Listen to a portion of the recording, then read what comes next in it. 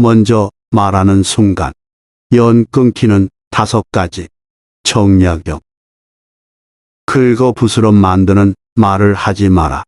이런 데서 말하는 게 처음이라. 제가 준비가 부족해서 라고 미리 말하는 사람들이 있다. 이런 말은 자신이 잘 못하니 봐달라고 하는 것이다. 하지만 이런 말은 필요 없다. 상대는 내가 말하지 않으면 모를 수도 있는 일들을 괜히 알게 되고 문제를 더 신경 쓰게 된다.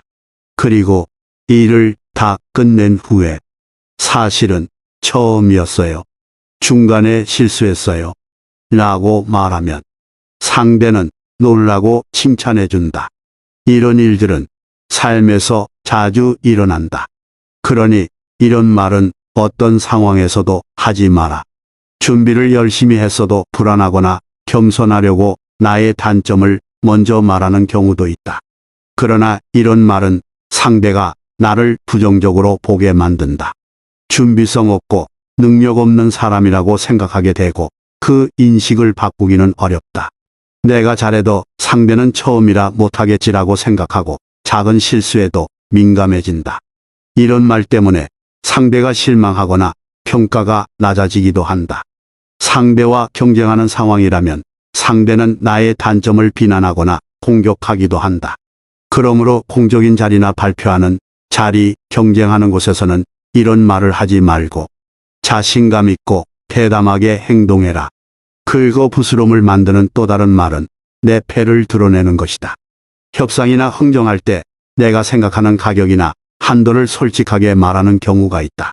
상대가 맞춰줄 거라고 믿기 때문이다. 하지만 솔직함은 장점이 아니다. 내 패를 드러낸 순간 내가 갖고 있던 협상의 기회는 사라진다.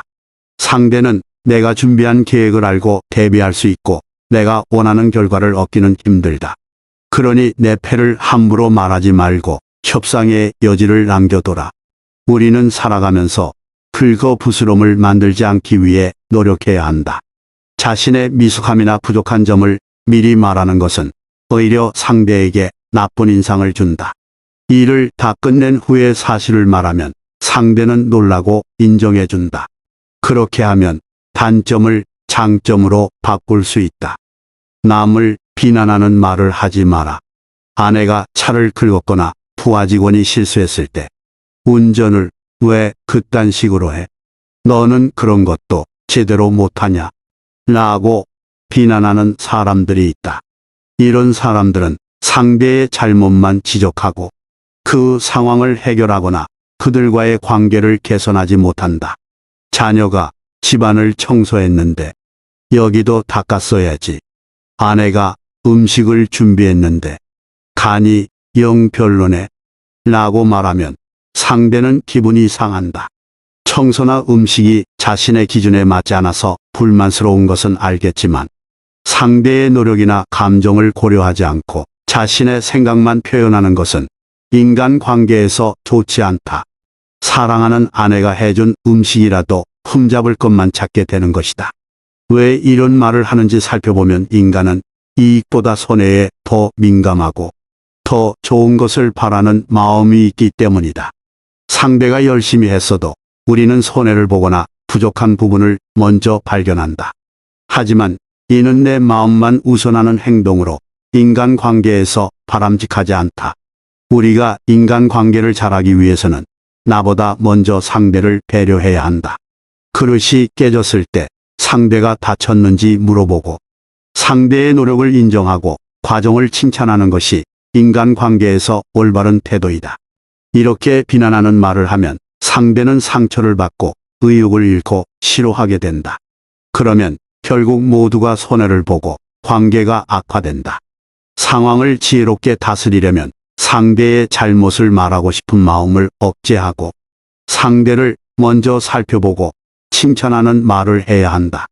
남을 지적하는 말이라도 예의 있고 공감하는 태도로 하면 상대는 인정하고 받아들이지만 상대를 칭찬하는 말이라도 예의 없고 냉소적인 태도로 하면 상대는 미워하고 거부한다. 자칫 상대를 비난할 수 있는 순간에도 우리는 말과 행동에 조심하고 상대의 입장을 이해하려고 노력해야 한다. 말하기 전에 항상 생각하고 말의 내용과 말투가 상대에게 미치는 영향을 고려해라.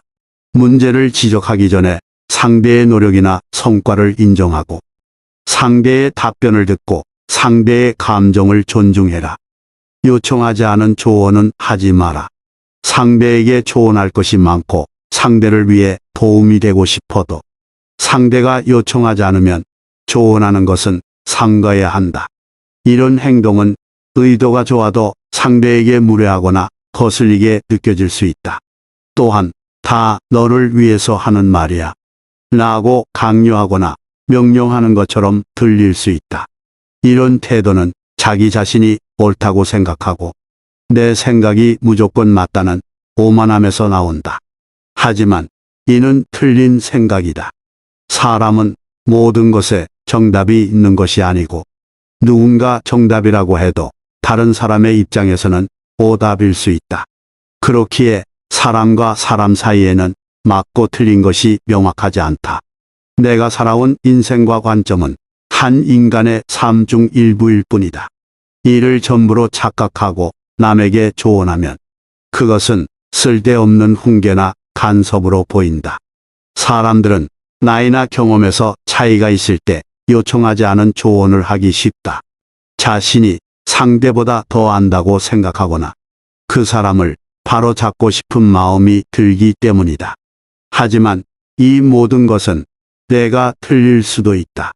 상대는 상대의 방식대로 잘 살아가고 있을 수 있다. 오히려 내가 해줄 조언보다 더 나은 선택을 하고 있을 수 있다. 사람은 누구나 각자의 관점과 상황이 다르다. 가족이라도 같지 않은 것이다. 그렇기에 아무리 좋은 내용이라도 남을 가르치려고 하는 것은 싫어하는 사람이 많다. 그러므로 조언은 함부로 하면 안 된다. 요청하지 않은 조언은 더 위험하다. 조언자의 의도가 좋았다고 해도 그 조언이 상대방에게는 부담스럽거나 무례하게 느껴질 수 있다. 이런 잘못된 접근은 관계에 균열을 일으킬 수 있다. 요청되지 않은 조언은 피해라. 조언하고 싶은 생각이 들 때는 조언하고 싶은 이유와 나와 상대방의 감정을 생각하라. 조언하기보다는 상대방의 말을 듣고 그들의 생각과 감정을 이해하려는 자세를 가져라. 인간관계에는 듣는 것이 유익하다. 그래도 꼭 조언을 하고 싶다면 먼저 상대방에게 조언을 해도 괜찮은지 물어보고 허락을 받은 후에 해라. 이상으로 영상을 마치겠습니다. 시청해 주셔서 감사합니다.